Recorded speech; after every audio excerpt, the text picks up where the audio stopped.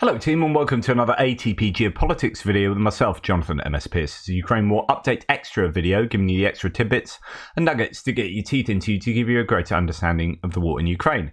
It is late in the evening. I am ATP, that stands for Atypical Philosopher, because I used to, well, we still do occasionally, meet with a bunch of friends down a pub. We were called the Tippling Philosophers. We'd go down, pick a subject, talk about that philosophical subject for the evening, drink beers, and have good intellectual stimulation and good times with friends and a few beers. I'm just fulfilling that name for tonight's video. Anyway, what are we going to talk about today? Well, a number of different subjects. I'm going to break the ice with this one. This made me think, oh, it's just a normal Russian vox pop, someone on the roadside being very pro-Putin, until I actually realised what he was saying is brilliant. This absolutely diamond. So he says, I think asked as to, what he thinks about the war, says, I'm not worried at all. I think the special military operation is going to plan. So this is, okay, normal stuff. It's all going to plan. Why? Because as the boss said, so Putin, as the boss said, the denazification is going to plan. The fascists go there to Ukraine and they are killed there. So the fascists go there and are killed there. The demilitarization is going to plan. The tanks and artillery get sent there to Ukraine and they are destroyed there. Everything is as it should be. The fewer fascists and weaponry we have in Russia, the better. Absolutely brilliant. He's saying, yeah, war's going to plan. He said he's going to demilitarize and denazify, and he's sending all the Nazis and military to Ukraine, and they're all getting killed there. So he's doing a good job. Oh, I can't imagine this chap is going to not be behind bars, or I can't imagine he's going to want to stand near a window for the next, I don't know, ever. It's so sad when you think just throwaway comments like that are genuinely on point could result in an uncertain future, because liberty. Nonetheless, I think he's absolutely spot on. Now, I did a segment on Jackson Hinkle, if you remember, the American guy who's now dating as a kind of arranged marriage, if you like, Miss Russia 2022. And he is getting traction on social media for being contrarian, for saying enraging things. And in fact, I'm going to play you the segment of the video that I linked to the other day, because I think it's so important to understand how social media works. This is British comedian Russell Howard, who does a really good routine, or part of one of his shows, not a stand-up show, part of his TV show, where he looks at how social media works by keeping you enraged. I'm joining it sort of halfway through, but I think the little infographic segment is really useful here. And here's another story that made national news that nobody questioned.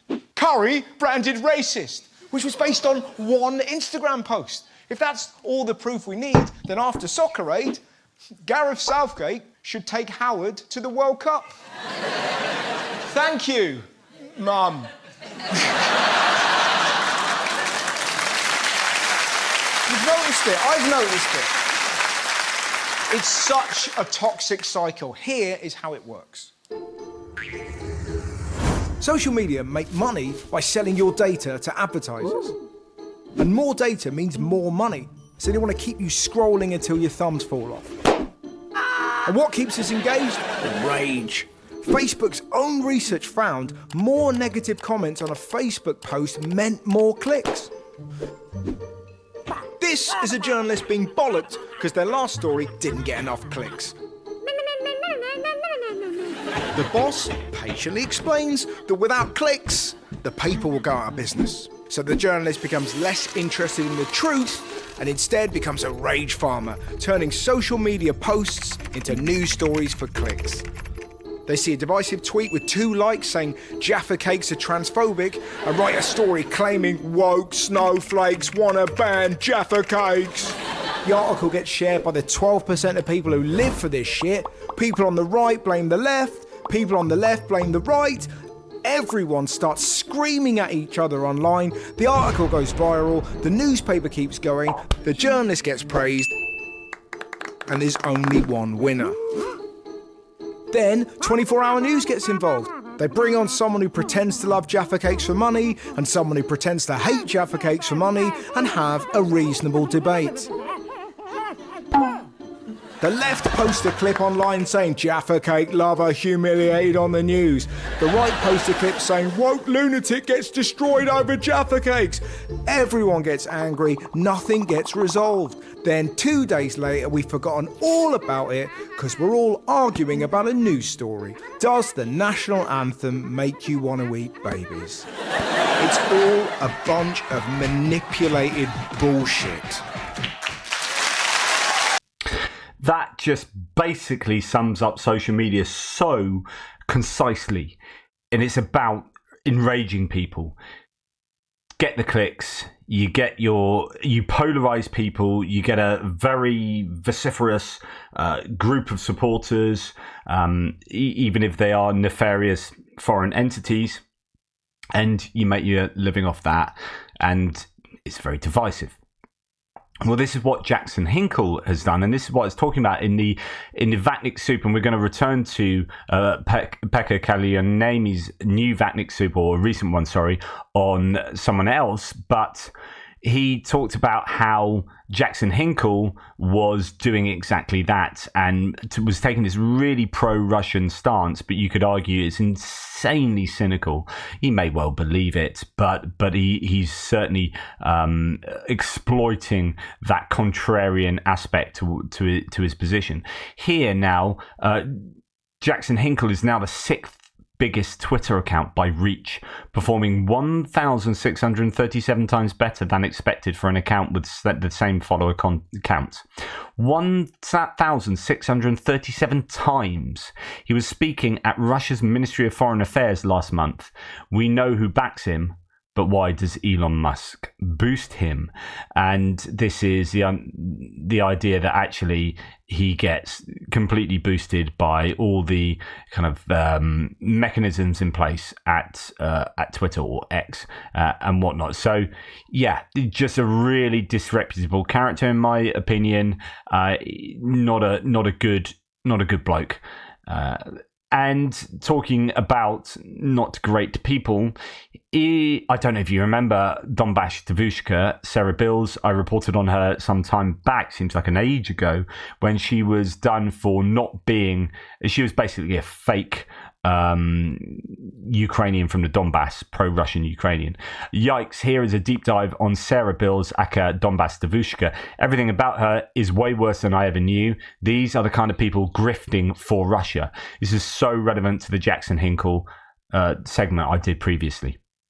So, in today's Vatnik Soup, says Pekka Kallioniemi, I'll talk about DD geopolitics, so-called useful idiots, and theorize on how DDG's founder, Sarah Bils, became one. Bils is best known for setting up the pro-Kremlin Donbass Devushka network and later rebranding it as DD Geopolitics. The investigation was conducted by the Unintelligence Agency, TUA. If you missed the first soup on Donbass Devushka, I suggest reading it now, to understand what's going on in this one. I hope you just remember that she was on loads of different shows, YouTube, Twitter, loads of different places, online spaces, and pretending to be this as I say, person from the Donbass. She had different backstories and it kind of changed a bit, but nonetheless, people were totally sucked in by her. There were loads of the kind of Scott Ritters of the world and all the Duran and all these other people that would platform her. And she was actually a former American military person who had fallen foul of the military and was no longer in it. I think she was a tropical fish seller and yeah, basically was a massive pro-Russian voice, but was ultimately lying completely about who she was. and no one who platformed her kind of apologized or walked back their support for what she was saying. It's really interesting. It's like, move along. Let's forget that ever happened. So anyway, as we've established before, Russian active measures often look for useful idiots or people who are willing to spread the Kremlin propaganda without them fully comprehending their goals. And he's talked about those sort of people before. These people are often motivated by money, ideology, compromising material, or their ego. I'm not a psychologist, but in Bill's case, I bet on both money and ego. Almost immediately after she started the Donbass Devushka network, she started grifting for money by selling Z merchandise and collecting donations for made-up causes and charities. Even her former colleague, Squatson, so that's the guy called Aidan, who is equally in this zone, seemed confused about the whole charity situation and eventually admitted that he didn't know where the money went, probably to Bill's own pockets. After the Wall Street Journal published their story on Bils, she claimed that TUA ruined her life. According to her, she lost 2 jobs. She had lost 2 jobs, 2 businesses, and time with her child. She declared that this was due to people doxing her. So doxing is the public outing of someone's name and address and whatnot online. But Sarah ruined her life long before NAFO even existed. And as I'm reading this, I'm showing you all the supporting evidence pictorially for those who are just listening. According to court documents, she has a long-term problem with drugs, alcohol, or other substances. She sold her child's toys and was so addicted to being on her phone that she neglected her child. The house was a mess, and there were times she didn't feed them. I mean, this is the pull of social media. I mean, you guys will know that. I know that. I'm on here an awful lot. This is one of the very real pulls of social media that is certainly very challenging. She has a massive drinking problem, and she skipped deployments due to this. Once her ex-husband found her passed out, and again, I'm putting all the kind of supporting evidence on the screen. Once her ex-husband found out her passed out on the floor while she was supposed to watch over their kid, she was sent home from deployment for being drunk. She often drank in the presence of her child. And again, stuff on the screen there for you to support all of those claims. According to her ex, she wanted to waive her rights as a parent since she can't afford child support. She was also constantly cheating on him, as testified by her kid. After he filed for divorce, she invited her brother and her mum to live with them. And again, all of that there for you. You can pause it and read it at your own leisure. And about the doxing, Bils has no trouble spreading other people's personal information and calling for her fans to brigade against them. She considers TUA and WSJ exposing her lies a dox and constantly lies about the extent of these revelations. And here, she's having to go at Pekka Kallioniemi here. So, you absolutely can't trust anything Bils says, and she's claimed to be Jewish, Russian, Ukrainian, Italian, Slovenian, and Latvian. She's also lied about her education, academic background, there isn't any, and about, well, everything. She's from New Jersey. You may ask, why all these gossipy details? Why do they even matter? These are the type of people Russian intelligence targets, problematic figures who are looking for some kind of external factor to solve all of their problems, usually related to money. So we've got Scott Ritter. I did a whole segment on that one. She's now in the Russia, having run off to there. I'm not actually sure who he is though. Pekka continues, now we know that Bils has around $63,000 US dollars in loans, and she's willing to do anything to keep up with her lifestyle, even sell her child's toys and try to steal Vicodin. I'm sure even Dmitry Polyansky agrees that Bils would be perfect asset for the Kremlin, and that is first deputy permanent representative of Russia to the UN. Yes. So DDG is still actively collecting donations, scare quotes, donations, and all money goes to Sarah's private account. The network was started in the wake of Russia's full-scale invasion of Ukraine, but has since switched their focus to the next trendy thing, the Israel-Palestine conflict. Bils, or DDG, have been accepted to Russia's inner circles, and they are now invited to participate in silly events like the Crisis of Freedom of Speech. They've also tweeted statements from Hezbollah and invited guests from Iranian state-controlled propaganda channels. I mean, this is one of those weird things when you wonder about these people once they kind of got so far into this rabbit hole, whether they're like, well, literally my whole lifestyle, my mortgage depends on this, if you like, and so maybe I have absolutely nothing to lose. I almost have to go through this and do this, so I'm going to spread stuff like pro Hezbollah messaging just because I have to. I wonder if that's the kind of situation, rather than them genuinely feeling for these causes. This will conclude our long series on Donbass, Devushka, DD geopolitics, Sarah Bils. By now, DDG has become a rather minor actor when it comes to pro-Kremlin fake news and propaganda, and it's time to focus on actors and organizations that have actual impact on the information war.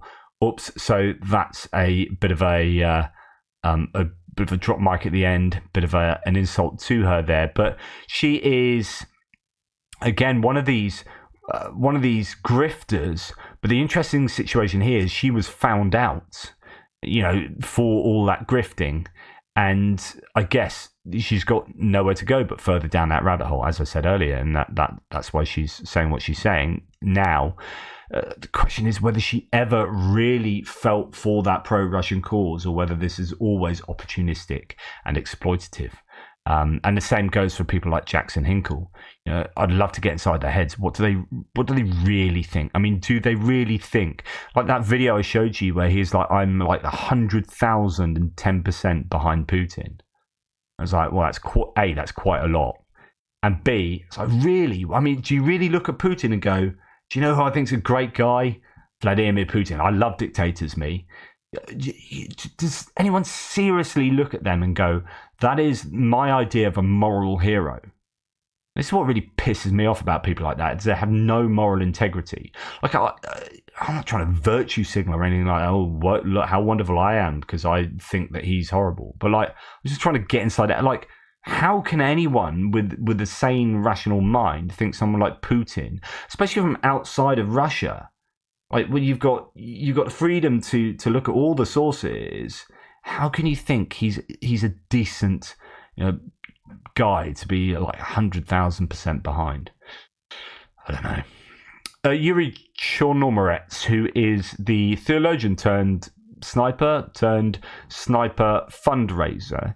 Just an interesting little tweet from him, says, every result is a lot of work. Sometimes the preparation actually starts from scratch and then everything goes through new stages. The main thing is to take people with combat experience who are calm in any crisis. So he's talking about training up snipers. He's often advocated for having sniper units in basically every area of the armed forces, really. They are so useful for not only sniping but also for reconnaissance. It's better to take hunters as people who are able to sneak into positions. Entering correctly, being unnoticed, and leaving inconspicuously after completing a task is 60% of the success of snipers. I talked about this previously.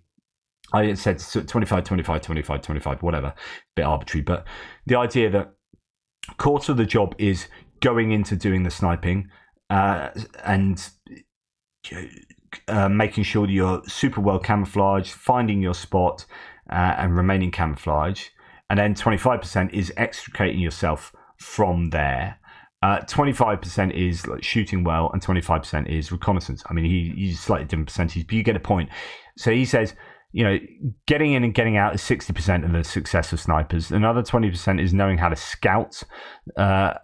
This is what former hunters are best able to master, and 20% is shooting correctly. So last time we talked in the percentages about like reconnaissance being part of that, but you get a general idea.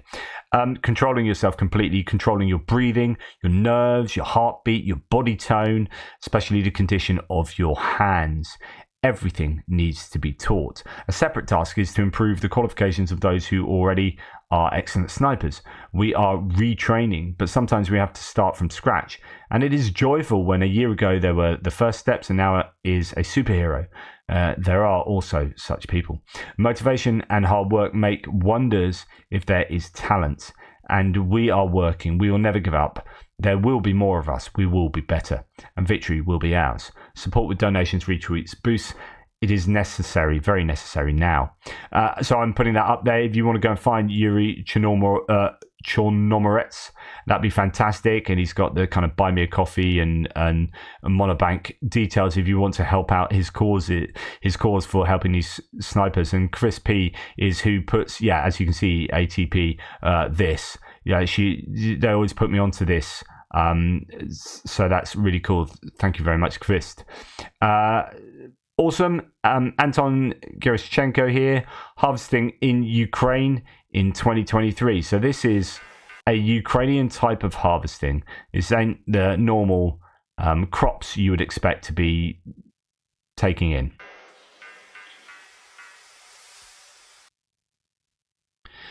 I mean, wow. I'm sure they've been, had bomb disposal experts making them safe, but I would still not be wanting to lift those things. I mean, has that been made safe? How do you know that's safe? You just seem to be picking out of the ground in your big digger. Well, I'm not too happy with that. Anyway, incredible. Impressive. And slightly scary. Anyway, moving on to a comment here that I thought I'd share with you to talk about the Russian ruble, often mention Russian economy. Tom Fernby 88 here says, as you know, I like to track the value of the ruble a lot. A week ago, Putin implemented a new law that companies need to convert their profits to rubles. Combined with an increase in oil that has temporarily boosted ruble to close to 93 to the dollar. The base interest rate review is coming up in 2 days' time on Friday, when it is speculated Russia could raise their interest rate as high as 15%, but 14% likely to keep the ruble dropping past 100 to the dollar over Christmas. I underestimated how much of an effect the changes Putin made last week would have, but it's just a temporary measure and Putin is running out of cards to play. So this is about the artificial things that the Kremlin, central bank, and Putin, all the things they're doing artificially to prop up the currency, to prop up the Russian economy. But these aren't things you can continually do, and they will have their own side effects as well. So here, Tom says, I predict they will have to raise their interest rate to 20%, or the ruble will drop past 100 to the dollar over New Year's again, but things are so uncertain. It is hard to know how things will change by then. The ruble has steadily dropped by 50% over the past year already. It's now at the 95 to the dollar mark, so add 50% to that, and the ruble would be in the worst position in history in a year's time if things continue. And like I said, I think Russia have run out of cards to stop that happening by now. Even if they stop the war, the ruble would take years to recover from my predicted increased drop in value. Every day they drag it out, and every day they do that, it will cost them more in the long term. And I really do hope Russia is held accountable for the damages they have caused and are somehow made to pay reparations on top of them having ruined their own economy. I mean, I know that is, and thank you very much for this comment from my viewer. I know that's just a random comment from a random viewer, but the point is that their economy is in trouble, despite the fact it is still kind of functioning somewhat after a year and a half of of a war, but they are doing an awful lot artificially, and they have used so much of their reserves already, and that's not something you can get back easily.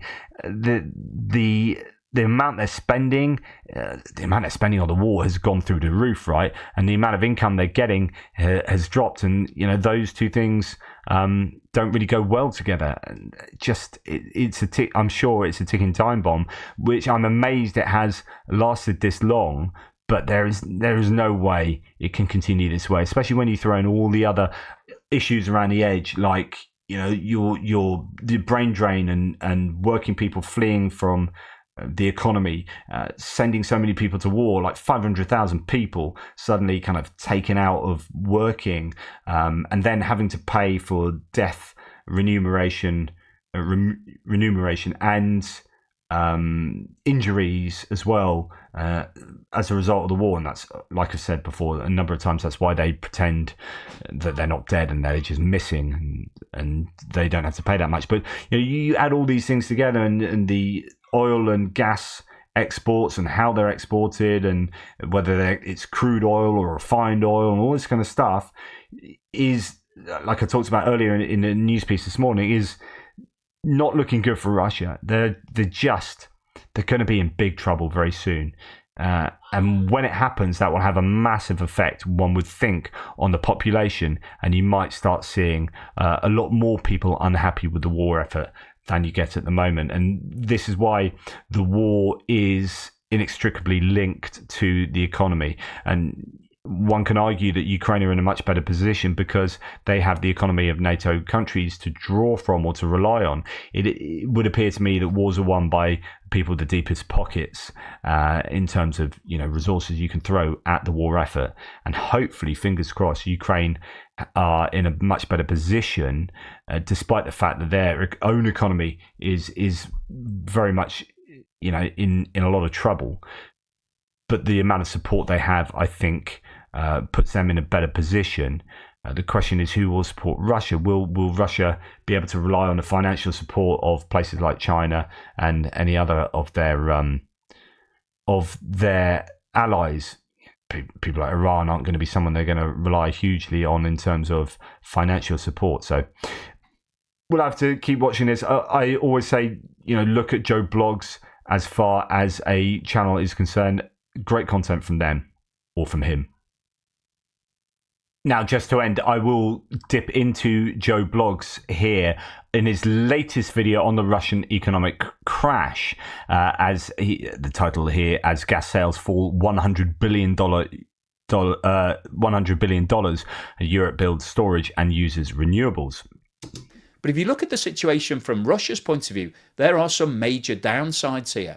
Firstly, Russia is sitting on the world's largest supplies of natural gas, almost 25% of the global reserves. And that, you think, should be a highly valuable asset that Russia can monetize for the next 50 years. And prior to Russia's invasion of Ukraine, Russia was earning over $130 billion per year from the sale of that natural gas. However, since the invasion started, those sales have reduced dramatically, and Russia's lost over $90 billion worth of annual income as a result of the sanctions that are being applied. And the biggest problem that Russia faces is that, unlike oil, it can't just sell all of that natural gas to countries like India and China, because it doesn't have the pipelines in place to be able to do that. And in order to make overseas sales, it would need to convert that natural gas into LNG. And to do that, you need to have these huge facilities. And Russia simply doesn't have any spare capacity. And unfortunately, it doesn't have anybody that wants to invest to build these facilities, because historically that was being done by the West, who no longer want to put any more money into Russia.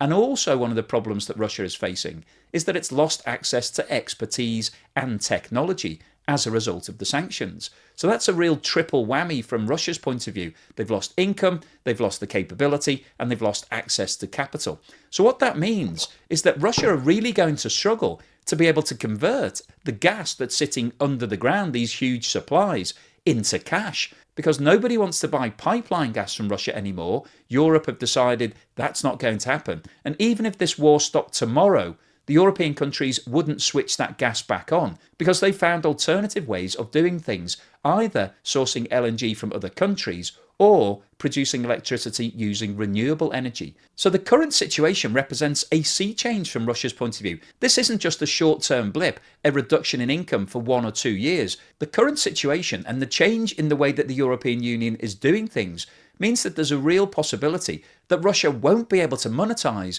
most of its underground gas reserves because demand is falling for natural gas and other countries have stepped in and filled the gap that Russia left in the market. So once again, I think this shows the long-term impact that the war in Ukraine is having on Russia. It's gone from being the world's biggest supplier of a fossil fuel that was in high demand to falling down the league tables and actually making a lot of countries decide that maybe they don't want to rely on natural gas anymore and that they should be relying on renewable options instead. So the overall summary of today's video is that the European Union today is in a much stronger position than it was 18 months ago at the start of the war. It's managed to find alternative supplies and alternative ways of doing things that have replaced its previous dependence on Russian natural gas. But unfortunately, from Russia's point of view, they haven't been able to find alternative buyers because they simply haven't been able to deliver LNG in volume to replace those lost gas sales. And there is a real possibility that Russia's actions have accelerated the move towards renewable energy and that Russia will be unable to monetize the vast majority of its gas that's still sitting under the ground. Good stuff. Anyway, I'll leave it there, and I think that was a pretty decent conclusion. I don't need to add anything to that other than my very astute observation that the Russian economy is screwed. Thank you. Take care. Speak soon. Toodle pits.